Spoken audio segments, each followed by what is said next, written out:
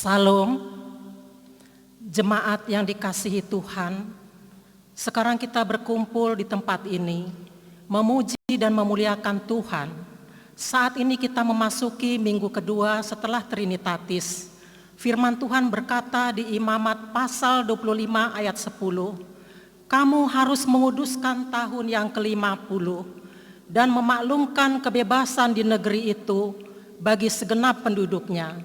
Itu harus menjadi tahun Yobel bagimu, dan kamu harus masing-masing pulang ke tanah miliknya dan kepada kaumnya.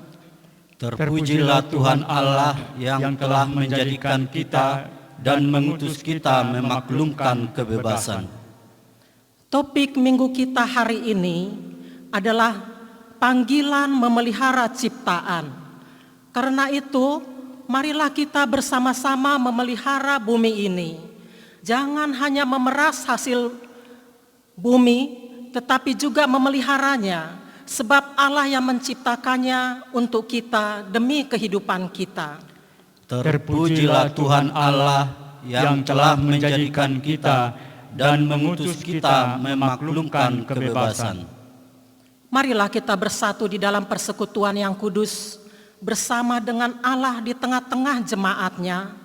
Kita satukan hati dan pikiran kita, memuji dan memuliakannya. Kita bernyanyi.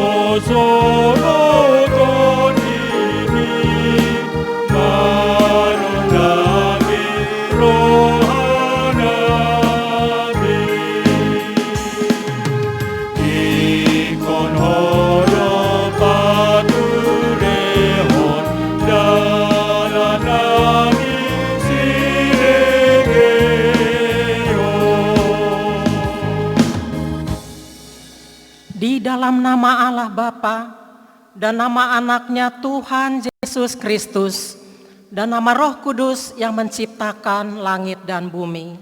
Amin. Sehingga hidupmu layak di hadapannya serta berkenan kepadanya dalam segala hal, dan kamu memberi buah dalam segala pekerjaan yang baik dan bertumbuh dalam pengetahuan yang benar tentang Allah.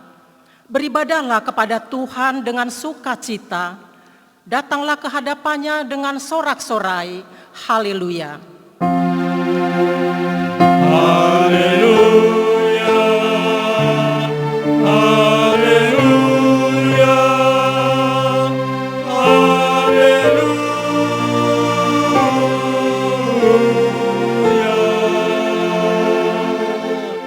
Marilah kita berdoa.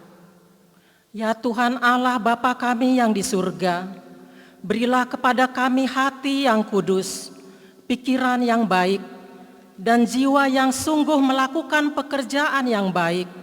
Berilah kami damai, agar kami merasa aman dan tentram di dalam perlindungan-Mu. Kiranya kami senantiasa berpegang pada firman-Mu dalam menghadapi musuh-musuh kami. Jaga dan kuatkanlah kami di dalam Yesus Kristus Tuhan kami. Amin.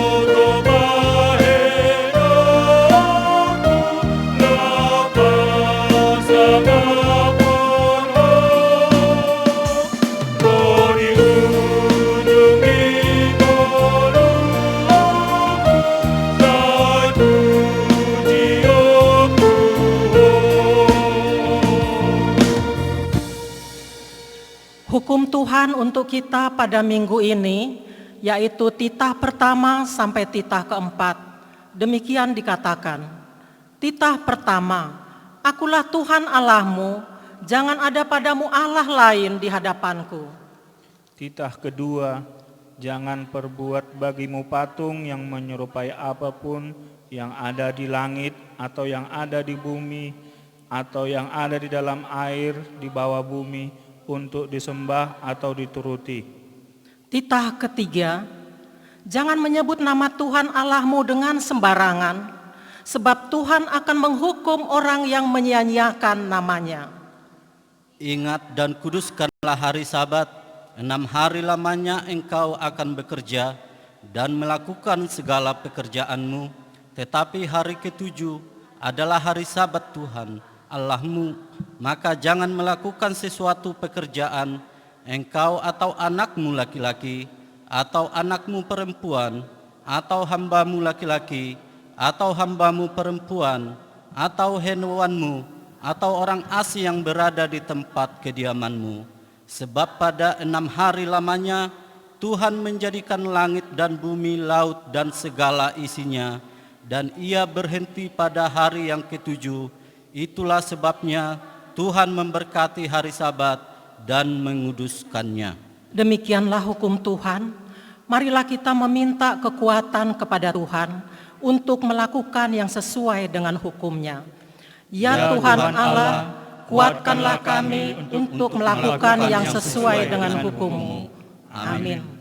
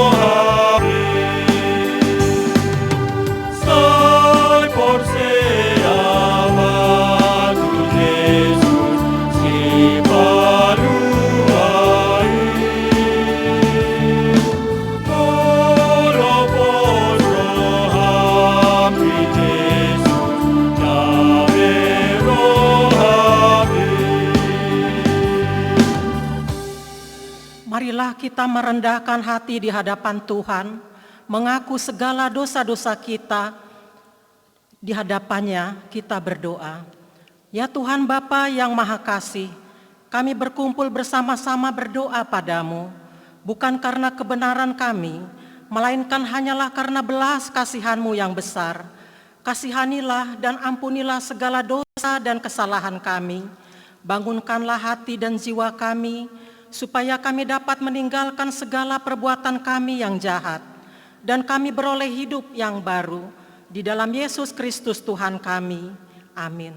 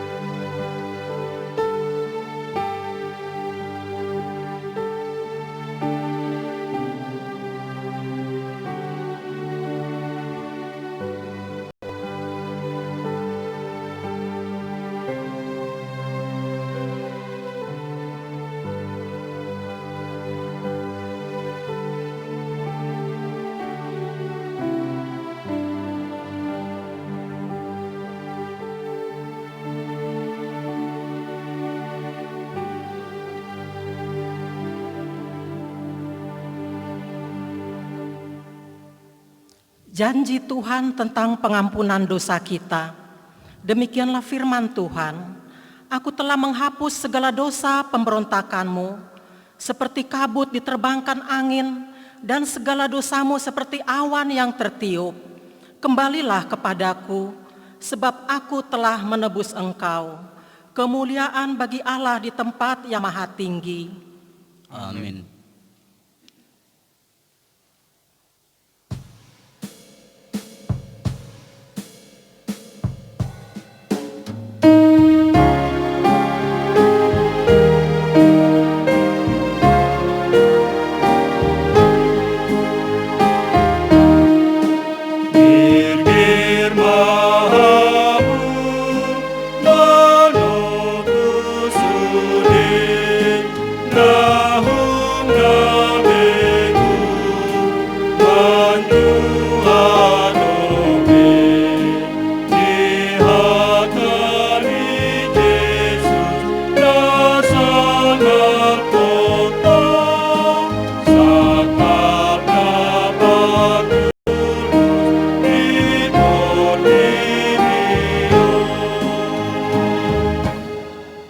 Firman Tuhan yang menjadi epistel pada minggu kedua setelah Trinitatis pada hari ini tertulis dalam Wahyu pasal 7 ayat 1 sampai dengan ayat 3. Demikian firman Tuhan. Kemudian daripada itu aku melihat 4 malaikat berdiri pada keempat penjuru bumi, dan mereka menahan keempat angin bumi, supaya jangan ada angin bertiup di darat, atau di laut, atau di pohon-pohon. Dan aku melihat seorang malaikat lain muncul dari tempat matahari terbit. Ia membawa meterai Allah yang hidup, dan ia berseru dengan suara nyaring kepada keempat malaikat yang ditugaskan untuk merusakkan bumi dan laut. Katanya, janganlah merusakkan bumi atau laut atau pohon-pohon sebelum kami memateraikan hamba-hamba Allah kami pada dahi mereka. Demikian pembacaan firman Tuhan. Berbahagialah orang yang mendengar firman Tuhan serta memeliharanya. Amin.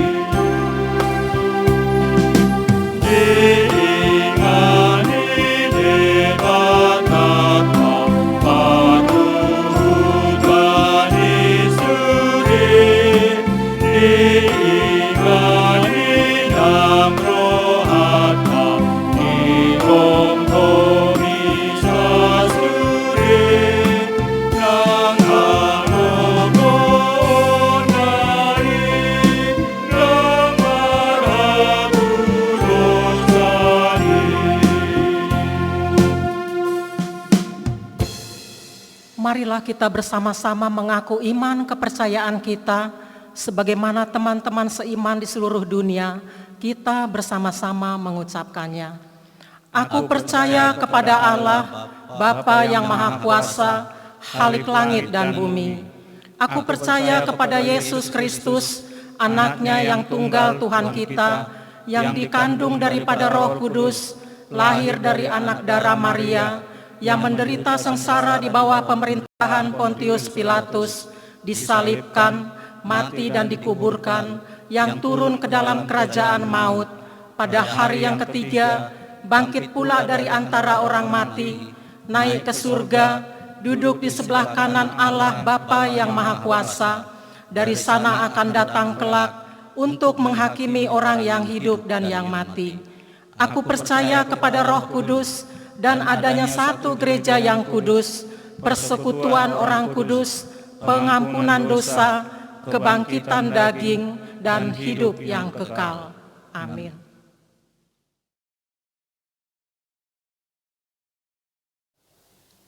Salam, mari kita dengarkan warta jemaat kita Minggu tanggal 21 Juni 2020. Warta jemaat Minggu tanggal 21 Juni 2020. Yang pertama, nama Minggu. Nama Minggu hari ini adalah Minggu kedua setelah Trinitatis dengan tema Panggilan Memelihara Ciptaan, atau dalam bahasa Batak Jojo mengaradoti akka natinopa. Napa duahon sermon perhalado diberitahukan kepada seluruh perhalado HKBP Menteng pada hari Rabu tanggal 1 Juli 2020 akan dimulai sermon perhalado masuk pukul 18 WIB di gereja, sekaligus untuk membicarakan bagaimana teknis pelaksanaan ibadah di gereja kita sesuai dengan protokol kesehatan. Yang ketiga, berita pernikahan. Warta kedua akan menerima pemberkatan pernikahan Simon Marpaung, anak dari Bapak J.E. Marpaung almarhum, dan Ibu D. Boru Panggabean, alamat Jalan Jermal Baru, Medan, Jemaat HKBP Menteng Resort Medan Tenggara, dengan Julianri Marito Boru Panggabean, putri dari Bapak JP Panggabean almarhum, dan Ibu Basaria Boru Simajuntak, alamat lingkungan 5 Ramba Goring-Goring, Kelurahan Sibuluan, Nalabo, Kabupaten Tapanuli Tengah, Jemaat HKBP Sibuluan, Resort Sibuluan. Pemberkatan pernikahan akan dilaksanakan pada hari Senin tanggal 22 Juni 2020 di HKBP Menteng, Resort Medan Tenggara, masuk pukul 11 WIB. Yang keempat, berita duka cita. Hari Selasa tanggal 16 Juni 2020 telah meninggal dunia Ibu Gloria Boru Hutagalung atau Opu Michael Boru, tutup umur 83 tahun, alamat Jalan Menteng 7 Gang Cinta Alam nomor 17, Medan DP 1. Yang kelima, jemaat penuh. Mulai hari ini Minggu tanggal 21 Juni 2020, keluarga Hartoni Mangapul Silitonga ST, Inang Renta Veronika Boru Manurung SE menjadi jemaat penuh di gereja kita, alamat Jalan Jermal 4 nomor 6, masuk ke DP 7. Berita keuangan bisa kita lihat pada warta yang sudah ada pada kita. Demikian warta jemaat kita pada hari ini. Mari kita berdoa. Bapa di dalam surga, Bapa yang kami kenal dan kami sembah di dalam nama anak-Mu Tuhan Yesus Kristus, kami mengucap syukur dan berterima kasih buat hari yang indah yang masih Tuhan berikan kepada kami. Kami mau meneduhkan hati kami di dalam kebenaran firman-Mu yang akan disampaikan oleh hamba-Mu Inang Pendeta Kristen Boru Simajuntak. Kiranya dengan firman-Mu hati kami boleh diberkati. Firman-Mu yang akan menggembalakan kami, menuntun dan memelihara kami senantiasa, hingga kami memiliki damai sejahtera di tengah-tengah kehidupan kami ini. Berkati hamba-Mu Inang Pendeta Kristen yang akan menyampaikan firman-Mu, kuduskan dan berikan hikmat bijaksana yang daripada-Mu, agar kebenaran firman-Mu boleh diberitakan di tengah-tengah peribadatan kami ini. Tuhan Yesus, pada saat ini kami bersembah sujud di bawah kaki salib-Mu. Kami membawa kerinduan hati kami, di mana pada saat ini kami tidak dapat beribadah di tengah-tengah bait-Mu yang kudus ini. Kami rindu Tuhan bersekutu dengan-Mu di gereja-Mu ini. Kami rindu bertatap muka dengan jemaat-Mu untuk bersama-sama bersekutu dengan-Mu di tengah-tengah gereja-Mu ini. Kami rindu untuk melayani-Mu Tuhan. Kami rindu dengan semuanya Tuhan. Pada saat ini Tuhan menguji kami. Kami bergumul dengan suatu wabah penyakit yang mematikan, yang menjadi momok ketakutan bagi kami, yaitu virus corona, yang mengharuskan kami supaya berdiam diri di rumah. Kami terkurung dengan rasa ketakutan kami. Kami diperhadapkan dengan situasi yang sulit, dan kami tidak tahu sampai kapan akan berakhir virus corona ini. Hanya Tuhan yang tahu, tapi kami berpengharapan dengan iman percaya kami, Tuhan akan mempersiapkan kami dan akan membentengi kami agar kami boleh terhindar daripada wabah penyakit yang mematikan ini. Kaulah Tuhan yang kami pertaruhkan dalam hidup kami ini. Kaulah benteng kami, dengan bilur-bilur-Mu kami akan selamat. Dan jika kami menghadapi situasi yang sulit ini, jangan buat tawar hati kami Tuhan untuk mempercayai-Mu. Tetapi biarlah kami semakin mendekat dan dekat dengan-Mu, sebab kami yakin dan percaya Kau adalah Allah yang maha besar. Allah yang kami sembah adalah Allah yang mampu menjaga dan melindungi kami. Tuhan, pada minggu-minggu yang akan datang, izinkan kami para perhalado gereja-Mu ini untuk dapat memulai persermonan kami. Berikan kami kekuatan dan kesehatan yang prima agar kami dapat mengikutinya. Jauhkan kami daripada roh-roh ketakutan. Jauhkan kami dari virus yang ada di sekitar kami. Begitu juga Tuhan dengan ruas-Mu, jemaat-Mu yang akan bulan yang akan datang boleh beribadah di tengah-tengah gereja-Mu ini. Perlengkapi semuanya Tuhan Yesus. Berikan kami kesehatan Tuhan, berikan kami kekuatan agar kami boleh menyembah-Mu di tengah-tengah gereja-Mu ini Tuhan. Tuhan Yesus, kami berdoa buat keluarga yang akan membentuk rumah tangga yang baru, yaitu Simon Marpaung dan Julianri Boru Panggabean. Mari Tuhan persatukan mereka di ikatan janji suci, dan biarlah rencana mereka terwujud, dan biarlah keluarga yang akan mereka bentuk, yang akan mereka arungi nanti adalah keluarga yang takut akan Tuhan, agar apa yang mereka rencanakan indah pada waktunya. Tuhan, kami berdoa buat jemaat-Mu yang pada saat ini keadaan berduka, yaitu keluarga Inang Boru Tagaulung Opi Michael Boru. Mari Tuhan hiburkan keluarga ini. Biarlah penghiburan yang daripada-Mu selalu ada buat mereka. Karena kami berpengharapan bahwa saat yang indah nanti Tuhan akan mempertemukan kami dengan orang-orang yang kami kasihi. Tuhan Yesus, kami berdoa buat jemaat-Mu yang mempunyai pergumulan, mempunyai permasalahan, baik masalah rumah tangganya, masalah perekonomiannya, masalah anak-anaknya, masalah pekerjaannya. Hanya ke dalam tangan-Mu yang kuasa itu, yang kuat itu Tuhan, kami serahkan jemaat-Mu ini. Biarlah Tuhan yang menjawab mereka, karena kami yakin dan percaya Kau adalah yang bertanggung jawab di dalam hidup kami ini. Tidak akan Kau biarkan kami Tuhan dengan pergumulan kami ini. Kami percaya Tuhan selalu ada untuk kami.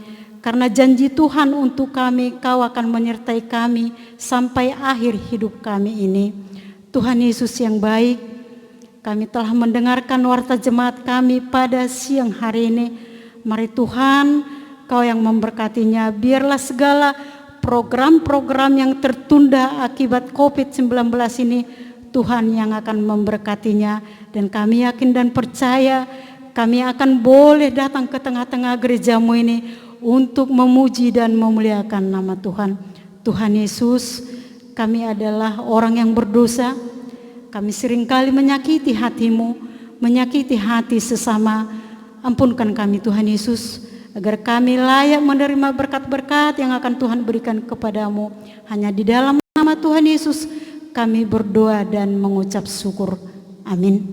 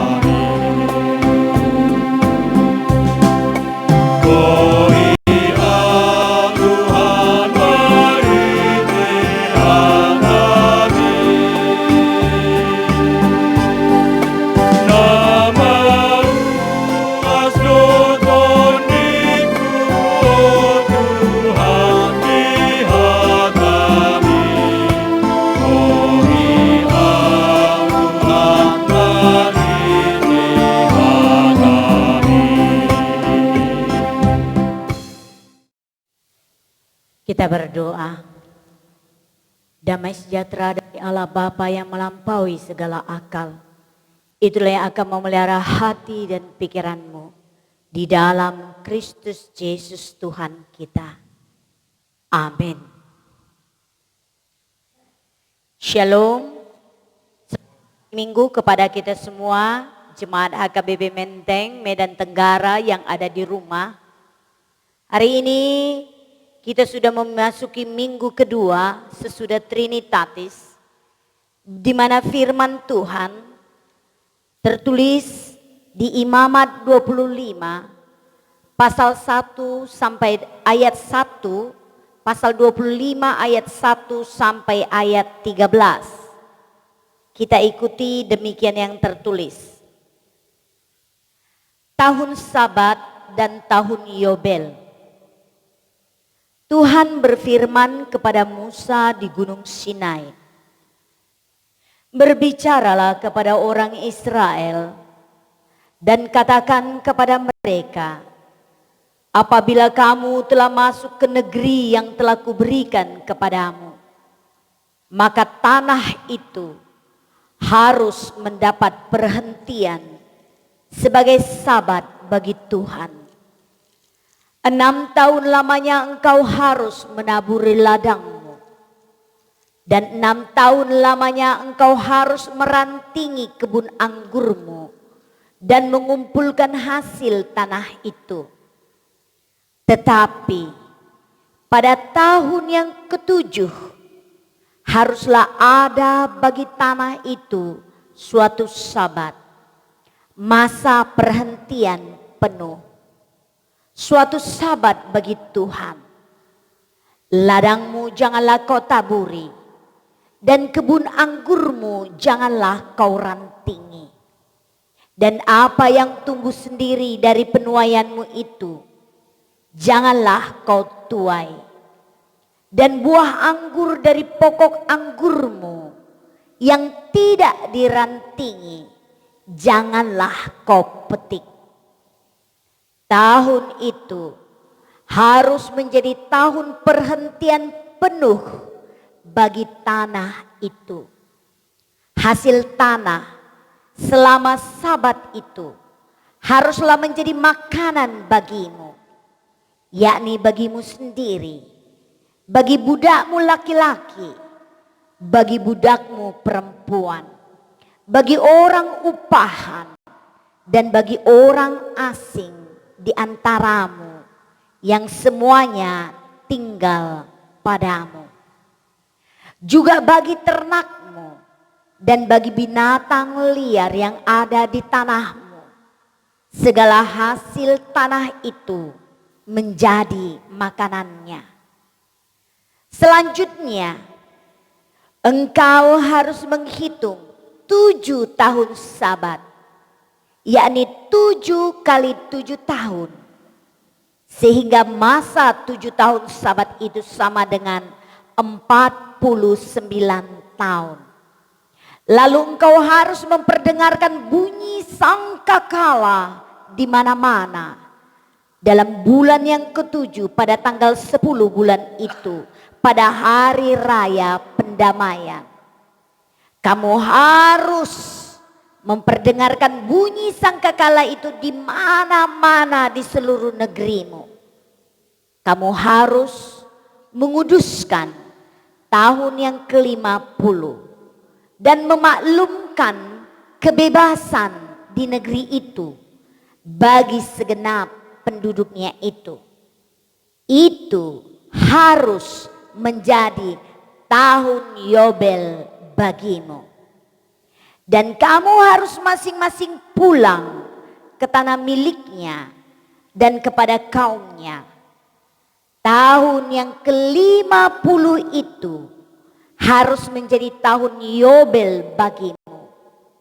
Jangan kamu menabur, dan apa yang tumbuh sendiri dalam tahun itu jangan kamu tuai, dan pokok anggur yang tidak dirantingi jangan kamu petik buahnya, karena tahun itu adalah tahun Yobel. Haruslah itu kudus bagimu. Hasil tahun itu yang hendak kamu makan harus diambil dari ladang. Dalam tahun Yobel itu kamu harus masing-masing pulang ke tanah miliknya. Demikianlah pembacaan firman Tuhan. Jemaat yang dikasihi oleh Tuhan Yesus Kristus, kalau kita ingat di minggu yang lalu di tanggal 14 Juni, di situ firman Tuhan diambil dari Lukas 12 ayat 13 dan seterusnya. Di mana inti daripada Lukas adalah kita tidak boleh kaya bagi diri kita sendiri, tetapi kita harus kaya di hadapan Tuhan. Kaya di hadapan Tuhan berarti di mana kita harus belajar untuk berbagi terhadap sesama kita. Dan begitu juga kemudian kalau di situ kita harus berbagi terhadap sesama, maka minggu ini Tuhan Allah juga, isi hati Tuhan juga menginginkan bagaimana kita sebagai orang percaya berbagi kepada alam semesta, dan bagaimana kita mampu menempatkan segala makhluk pada tempat yang sudah ditetapkan oleh Tuhan Allah. Tuhan Allah itu adalah Sang yang maha baik. Dia sangat mengasihi semua ciptaannya. Baik besar, baik yang kecil. Tuhan atur sedemikian rupa. Ya. Dan dia mau itu diatur supaya segala sesuatu menjadi harmonis. Seperti orang Cina katakan yin dan yang. Hitam dan putih, panas dan dingin, harmonisasi. Semua sudah diatur pada tempatnya supaya harmonis. Karena memang Sang Maha Baik menganggap bahwa manusia sebagai gambar dan citranya mempunyai hati dan pikiran seperti Dia. Karena itulah di Kejadian 1 ayat 28 Tuhan berkata, ya, manusia diberi mandat, Allah memberkati mereka, lalu Allah berfirman kepada mereka, beranak cuculah dan bertambah banyak, penuhilah bumi dan taklukkanlah itu, berkuasalah atas ikan-ikan di laut dan burung-burung di udara dan atas segala binatang yang merayap di bumi. Coba kita perhatikan baik-baik. Ada dua kata kerja yang mau dikatakan di sini. Kata taklukkanlah dan berkuasalah. Itu kata perintah yang dipahami sebagai mandat atau pendelegasian hak manusia untuk dipakai ya, kata dipakai terhadap semua yang ada di semesta sesuai dengan kebutuhan manusia sendiri, agar manusia bersyukur kepada Sang Sahabat yang agung itu. Dan tentu saja tujuannya agar manusia boleh hidup berbahagia. Tetapi ini persoalannya, ketika kemudian manusia jatuh ke dalam dosa, maka manusia tidak lagi sehati dan sepikir dengan sahabat yang agung tersebut. Hati manusia berubah menjadi serakah dan arogan. Sehingga pemahaman bahwa mereka diberi hak untuk memakai tadi berubah menjadi manusia merasa berhak sebagai pemilik. Artinya memanfaatkan bumi sedemikian rupa sesuai dengan kehendak sebagai pemilik. Makanya kalau kita perhatikan ya seperti itulah. Mengeksploitasi, menguji coba, berkreasi, menciptakan segala sesuatu tanpa tanpa perlu mengikuti standar yang sudah ditentukan Allah. Harmonisasi itu tadi. Bahkan seperti kita tahu, segala sesuatu itu sudah ada aturannya. Ada yang boleh, ada yang tidak boleh.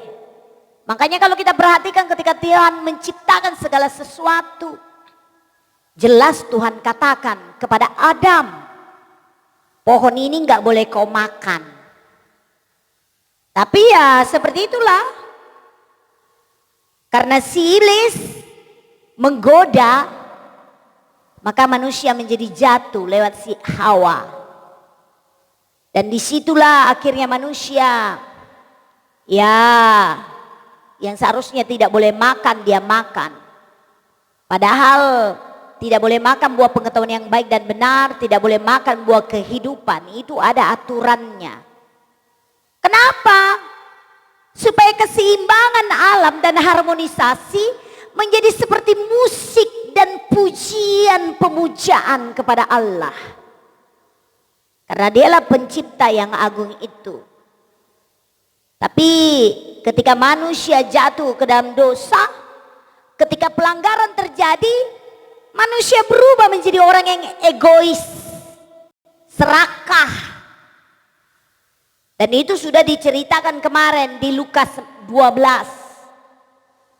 Sehingga keegoisan dan keserakahan membungkus rahasia ritme alam yang begitu indah. Rapat-rapat dan disegel dengan kata ego eimi. Aku ada karena aku ada. Bukan karena aku ada karena Allah yang menciptakan. No. Tapi ego eimi. Aku ada karena memang aku ada. Hati manusia dan pikiran manusia tidak lagi sepikiran dengan pikiran sang sumber kehidupan itu. Dan itulah yang membuat manusia menjadi tidak terkendali di dalam memanfaatkan, mengeksploitasi bumi, memicu munculnya berbagai macam penyakit dan mendorong rusaknya biota dengan multipolusi yang menimbulkan bencana bagi manusia sendiri. Padahal sang sumber kebaikan itu membuat segala sesuatu baik adanya untuk mendatangkan kebaikan bagi manusia itu sendiri. Akibat dosa itu begitu dahsyat sedemikian rupa, sehingga merusak sistem cuaca yang berimbas putusnya mata rantai makanan dan membuat manusia bukan saja merusak bumi ini, tapi hati manusia begitu dingin sehingga manusia menjadi pemakan atas sesamanya manusia, baik dalam ekonomi, sosial, etika maupun politik. Pokoknya ketika kuasa, harta dan kesempatan ada, tindas habis, manfaatkan, lakukan pembodohan sehebat-hebatnya. Bila perlu, kuras habis tuntas semua kreativitas, kemampuan sesamamu dan perbudak. Tidak peduli kalau itu berbicara tentang hak azazi atau hak hidup, hak makan atau hak berkreasi dan berekspresi. Karena hati manusia itu tadi sudah dingin, sehingga arogansi itu membuat piramida kekuasaan yang mengkristalkan penindasan dan perampasan hak hidup terhadap sesama, bahkan menimbulkan peperangan antar manusia, antar saudara, antar keluarga, antar bangsa, yang menghasilkan tembok yang begitu tinggi dan hampir-hampir tidak tertembus kecuali kasih Yesus. Karena memang dibangun dengan darah dan disusun dengan keegoisan dan diplester dengan kepentingan, keserakahan dan kepuasan sesaat. Itulah yang menyebabkan penderitaan, kehilangan, tangisan yang tidak pernah berhenti, sehingga manusia menjadi tidak lagi segambar dan secitra dengan sang pencipta itu. Dan manusia sudah kehilangan mandat dan tugas awalnya dan berubah menjadi monster terhadap bumi dan sesama. Jemaat yang dikasihi Tuhan Yesus Kristus, hal itu jugalah yang membuat bangsa Israel menjadi bangsa yang terbuang. Mereka juga melakukan perbudakan, pelanggaran, dan ketidakmampuan mereka untuk memenuhi panggilan sebagai bangsa pilihan yang dapat menjaga keutuhan ciptaan semesta dan sesama, membuat mereka terhukum. Karena itu Tuhan Yahweh memakai tangan bangsa Babel untuk menghajar mereka. Karena arogansi dan keegoisan mereka untuk tidak lagi mentaati dan untuk tidak lagi setia kepada Sang Pemberi kehidupan itu. Termasuk menindas, melakukan perbudakan terhadap sesama manusia, bahkan terhadap sesama bangsa Israel sendiri. Pembuangan di Babilonia membuat bangsa itu hidup tidak sejahtera. Bahkan mereka menganggap bahwa tanah Babel adalah tanah pembuangan, tanah yang tidak diberkati, tanah yang najis dan tidak layak dijadikan tempat persembahan korban. Kedalaman rasa ngeri menjadi orang yang harus hidup di negeri asing, terbuang jauh dari hadapan Tuhan Allah, mendorong sebagian umat itu tidak lagi percaya kepada Tuhan Yahweh. Bahkan ada beberapa dari antara umat yang melakukan sinkretisme dan bahkan menganggap tidaklah penting hidup sesuai dengan hukum Taurat. Oleh sebab itulah para imam yang ikut terbuang sangat bergumul dan bekerja keras mengumpulkan pesan-pesan nubuatan para nabi Hesekiel, termasuk juga pesan nubuatan yang paling kuno, yaitu dari Musa sendiri. Dan itulah yang menghasilkan kitab imamat ini. Jemaat yang dikasihi Tuhan Yesus Kristus, ada dua yang hendak ditekankan pada nats di minggu kita ini. Pertama, tahun Sabat. Kedua, tahun Yobel. Tahun Sabat, kalau dalam bahasa Ibrani dibilang tahun Shmita, artinya tahun pelepasan. Dalam bahasa Inggris Sabbath year atau sabbatical year atau Shefi'it, kita bilang Shmita saja. Selama tahun Shmita, tanah harus, wajib ini ya, dibiarkan, tidak ditaburi atau ditanami. Menjadi masa perhentian penuh bagi tanah dan semua kegiatan pertanian. Seluruh aktivitas bercocok tanam, termasuk membajak, menanam, menyiangi, memanen, pokoknya semua harus stop. Tidak boleh dilakukan. Jadi semua tumbuhan yang ditumbuh di situ dianggap hefker. Hefker itu artinya tidak bertuan. Jadi siapapun boleh mengambil dari situ. Berbagai hukum diterapkan untuk penjualan, pengkonsumsian dan pembuangan hasil bumi selama tahun Sabat.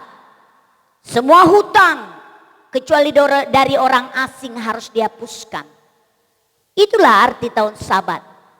Berdasarkan kepada perhentian sang kehidupan yang dengan kekuasaannya sudah membuat dari yang tidak ada menjadi ada, membuat dari segala sesuatu dengan perkataannya dan semua baik, sehingga dia berhenti pada hari ketujuh, hari Sabat, hari perhentian.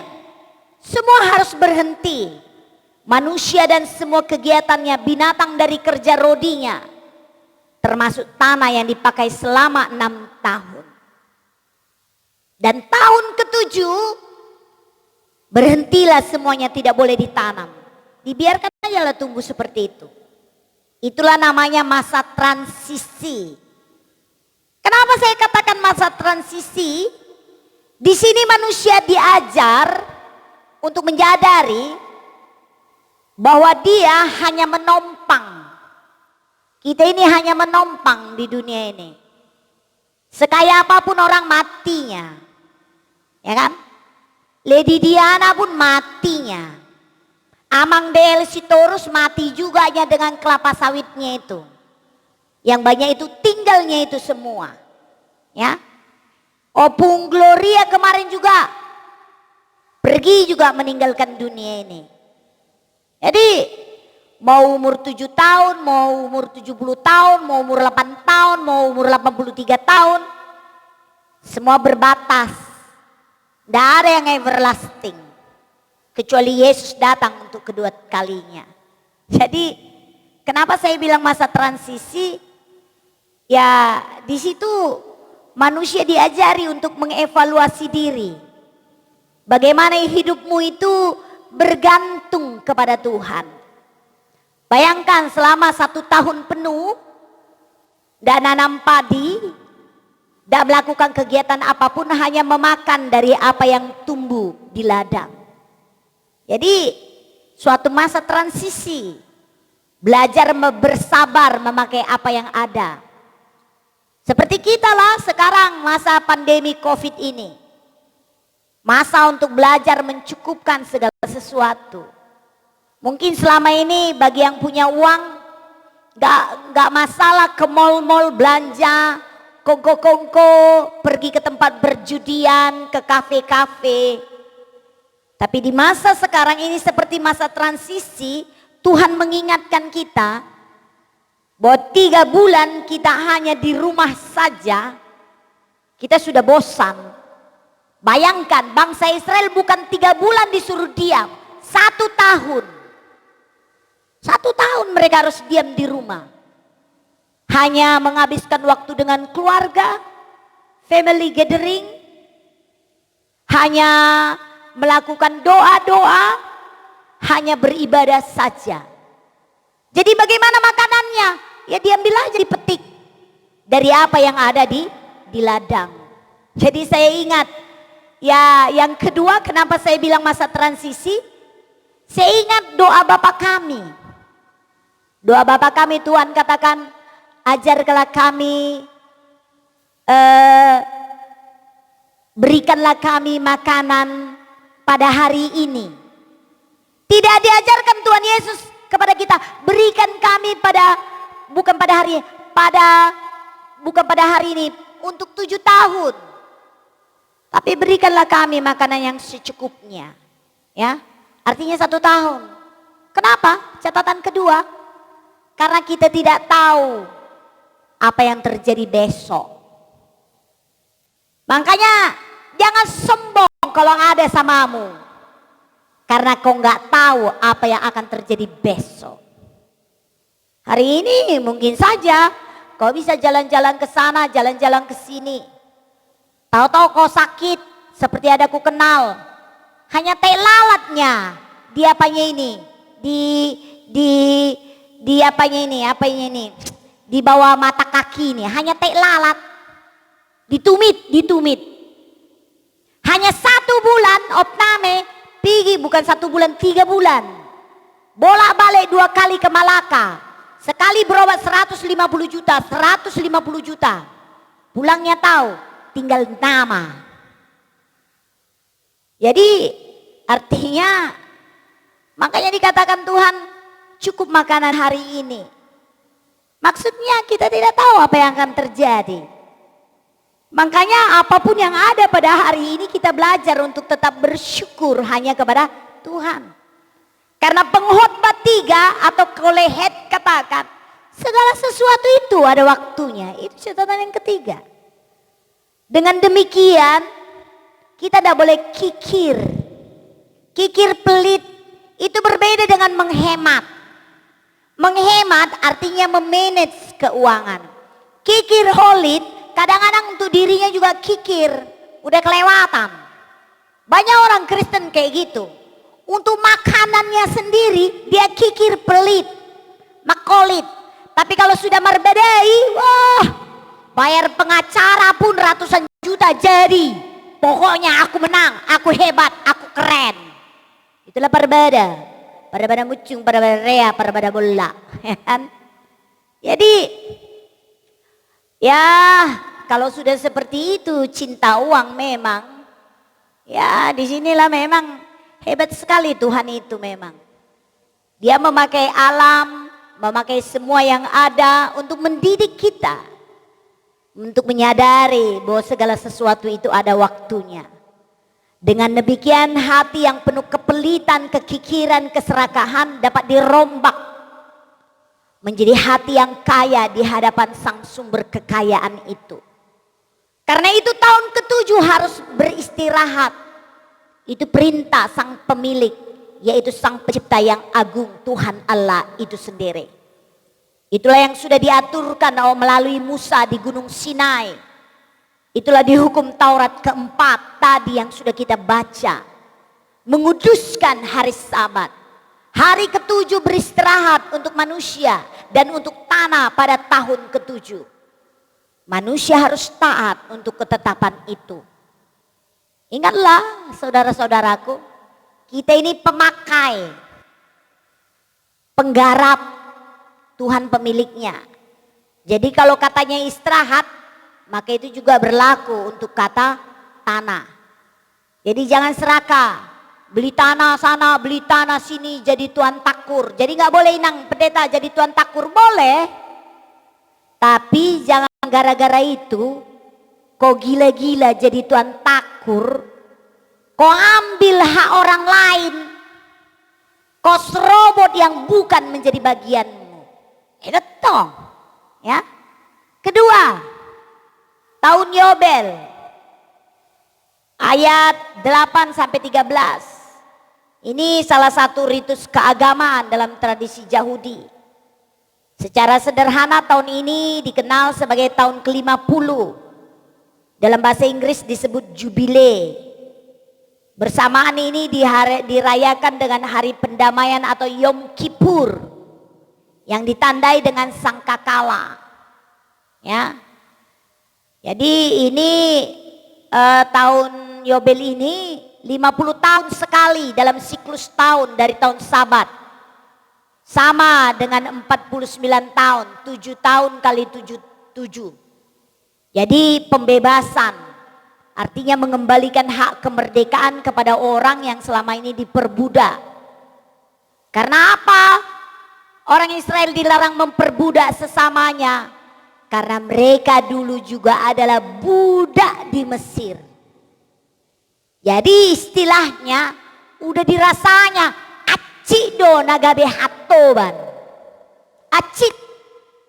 Jadi karena sudah kau rasa nenek moyangmu pernah jadi hatoban, jangan memperhatoban orang, jangan memperbudak orang. Sudah sakit dirasakan. Jadi karena itulah mereka tidak boleh memperbudak. Ya, mereka harus kembalikan hak hidup dan kemerdekaan kepada orang yang diperbudak secara finansial, harta, tanah yang menjadi penjaminan peminjaman. Orang Israel ini kan apa? Ya kayak kita lah, banyak orang Batak, banyak rentenir, minjam-minjam duit, nggak sanggup memulangkan, disita rumahnya, disita barangnya. Nah 50 tahun, 49 tahun kau sita rumah orang, kau harus kembalikan itu rumahnya. Itu kalau menurut ajaran orang, ajaran daripada Tuhan Allah, nggak boleh nyita-nyita harta orang.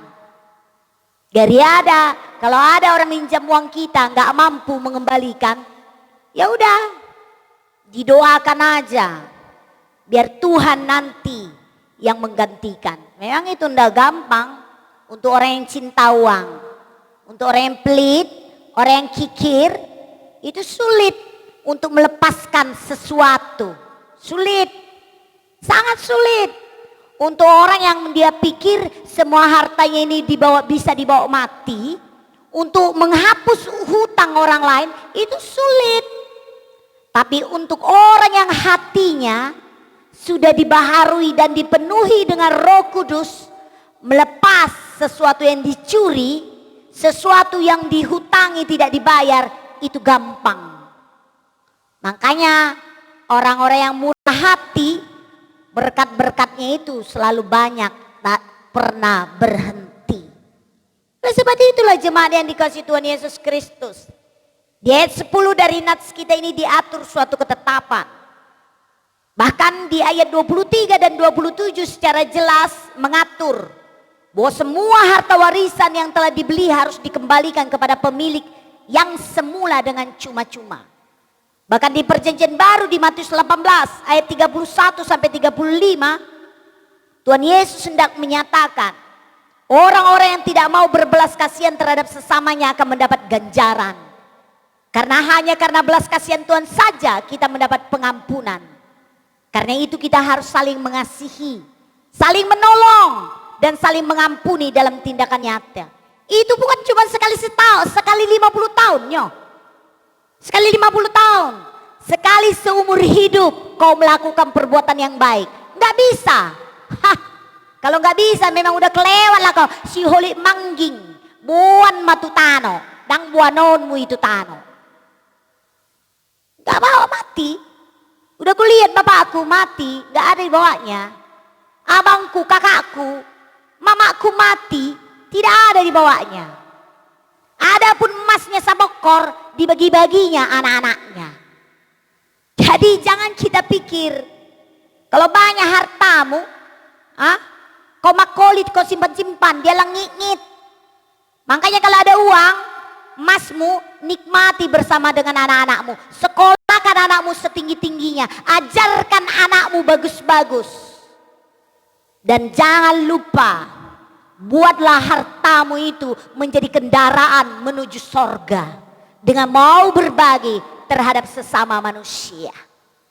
Karena Sang Pencipta yang agunglah pemilik segala sesuatu. Jangan pernah kau cintai hartamu. Jangan kau pernah cintai uangmu, emasmu, berlianmu, ataupun tanahmu. Tapi cintailah Sang sumber kekayaan itu. Sang Maha Kaya, Sang Pencipta, Sang Maha Baik, yaitu Allah sendiri di dalam Yesus Kristus. Karena itulah jikapun diberi kuasa, saat ini kita jemaat Menteng diberi kekayaan, ingatlah itu berbatas. Berbatas waktu. Dan ada tujuannya. Supaya ketika kita diberkati, kita menjadi berkat bagi orang lain. Namun lihatlah kenyataannya. Sangat sulit memang untuk dipraktekkan. Terlebih-lebih kepada kehidupan umat Allah yang terbuang. Bangsa itu terus melakukan pemerasan dan pembodohan terhadap sesama mereka. Padahal itu salah satu kebencian Sang Maha Kasih itu. Itulah yang membuat mereka terbuang. Seperti itu pembuangan itu tidak menjadi pembelajaran bagi sebagian umat. Dengan terbukti 70 tahun sesudah mereka diperbudak, mereka kembali ke Yerusalem, tapi praktek perbudakan, praktek perampasan tanah, praktek perampasan harta terhadap sesama mereka terus berlangsung. Luar biasa jogalnya bangsa ini. Sangat luar biasa.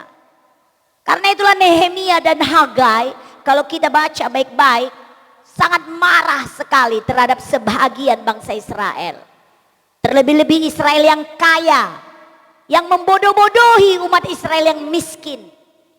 Sampai mereka begitu diberdaya dan menjadi budak. Dan itu terus berlangsung. Dan berulang kembali terjadi.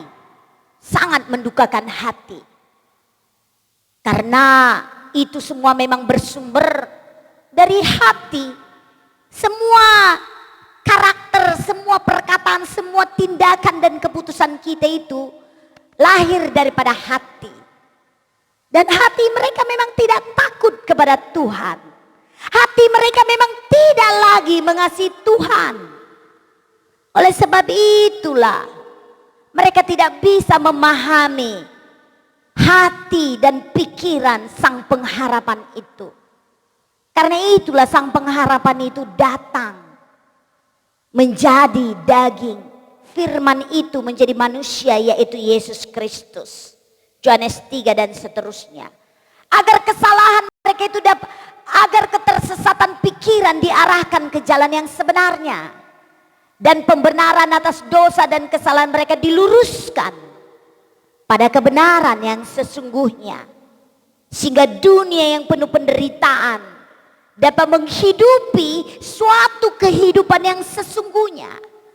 Dapat hidup berdampingan dalam kasih. Bahkan berdamai dengan musuhmu. Dengan musuh. Dan berdamai terhadap semesta. Karena itulah Yesus mati dan bangkit.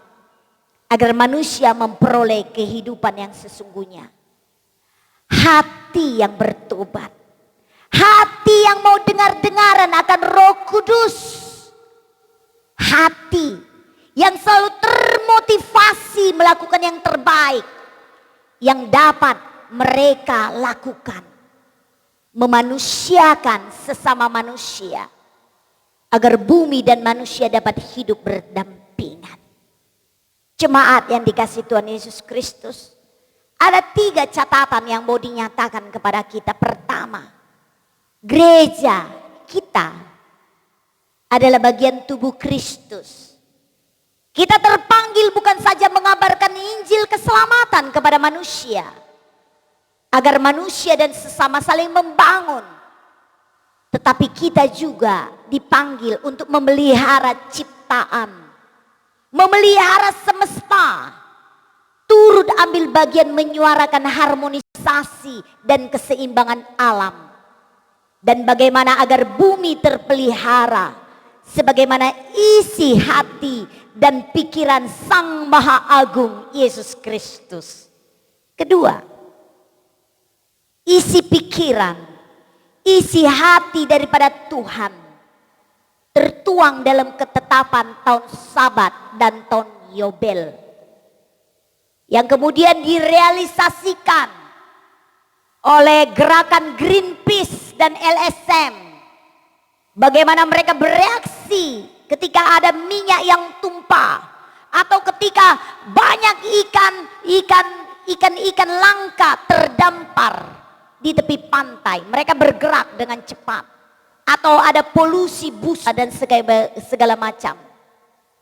Dan itu juga kemudian direalisasikan dalam undang-undang yang diumumkan oleh PBB sebagai Universal Declaration of Human Rights 10 Desember 1948, yang kemudian dituangkan di Indonesia menjadi Undang-Undang Hak Asasi Manusia nomor 39 tahun 99. Sehingga tidak hanya umat Israel yang tidak mampu mendapatkan perlindungan, tapi semua bangsa, semua orang berhak mendapatkan haknya atas apapun yang menjadi bagian haknya. Dan yang terakhir,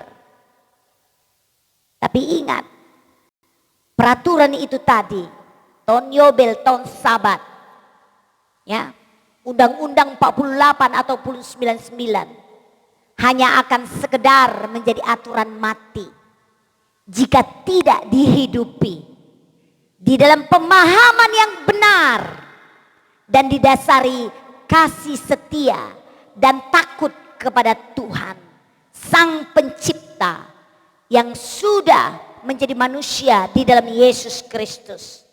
Karena suatu ketetapan hanya dapat dihidupi dan memberikan kualitas hidup yang sesungguhnya jika lahir dari hati yang sudah dibaharui dalam Kristus Yesus.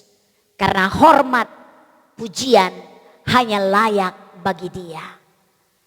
Laksanakanlah panggilan kita, menciptakan perdamaian terhadap sesama dan musuh kita, dan memelihara lingkungan hidup agar Tuhan dipermuliakan. Amin. Kita berdoa.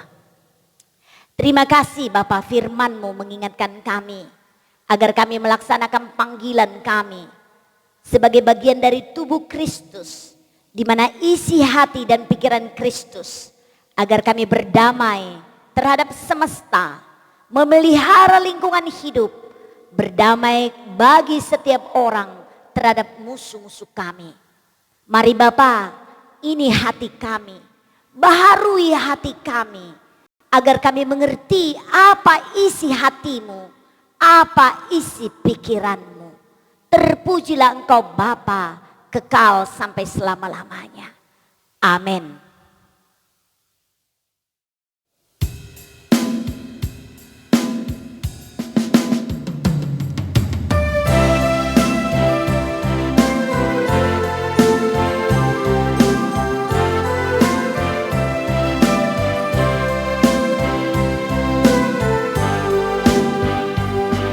Orang situ mulaonmu atau di pasar Tuhan satu jangan dong bikin mandalin batai golumi bahen tiuan toko sai patu pakai alani Tuhani semakin baros satu debatan mati janari ulangi para tahan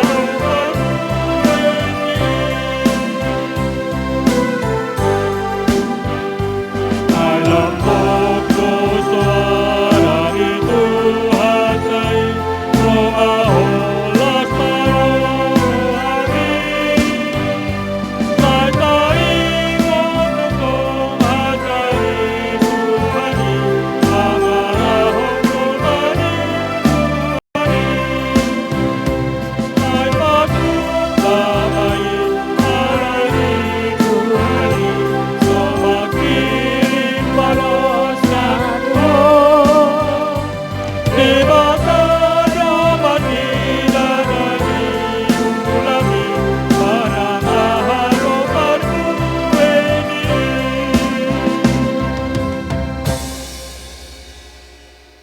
Jemaat kami undang untuk berdiri, marilah kita berdoa untuk menyerahkan persembahan kita kepada Tuhan. Ya Allah Bapa kami yang di sorga, kami mengaku bahwa Tuhan adalah sumber dari segala karunia melimpah dalam kehidupan kami masing-masing.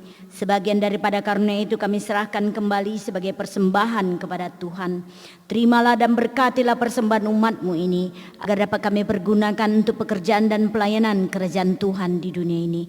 Bukalah hati kami untuk mengenal betapa banyak berkat dan karunia yang kami peroleh dari Tuhan, supaya kami senantiasa bersyukur kepadamu di dalam nama Yesus Kristus Tuhan kami. Amin. Tuhan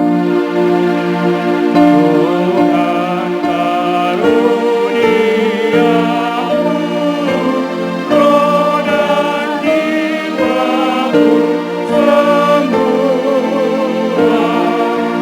nyawa juga hidupku, berpemilikku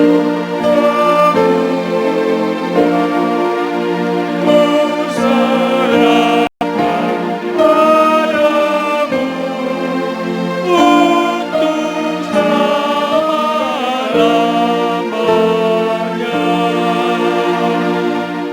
Bapa kami yang di sorga, dikuduskanlah namamu, datanglah kerajaanmu, jadilah kehendak-Mu di bumi seperti di sorga. Berikanlah kami pada hari ini makanan kami yang secukupnya. Ampunilah kami akan kesalahan kami, seperti kami juga telah mengampuni orang yang bersalah kepada kami. Dan janganlah membawa kami ke dalam pencobaan, tetapi lepaskanlah kami daripada yang jahat. Karena Engkau punya kerajaan dan kekuasaan dan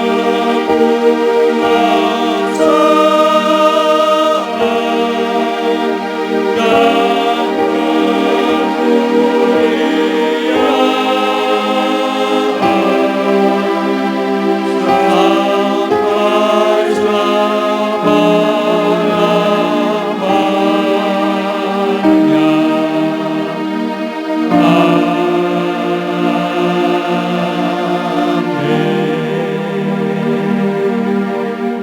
pulanglah dengan sejahtera dan terimalah berkat Tuhan.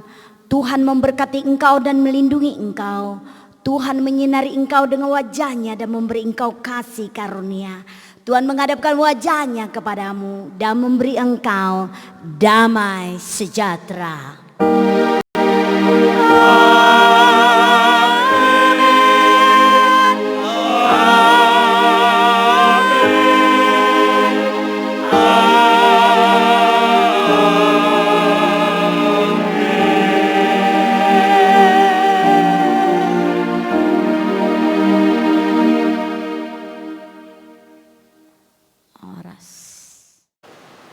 Shalom, kami para halado dan seksi musik HKBP Menteng mengucapkan selamat hari Minggu, Tuhan Yesus memberkati.